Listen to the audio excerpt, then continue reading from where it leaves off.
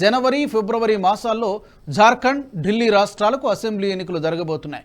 అనేక కారణాల వల్ల ఈ రెండు రాష్ట్రాలు కూడా బీజేపీకి కీలకం కానున్నాయి. కేజ్రీవాల్, హేమంత్ సోరెన్లపై అవినీతి అభియోగాలు చేయడంతో పాటు కేంద్ర దర్యాప్తు బృందాలు అరెస్టు చేయడం కూడా జరిగిపోయింది. హేమంత్ సోరెన్ బెయిల్పై విడుదలయ్యారు.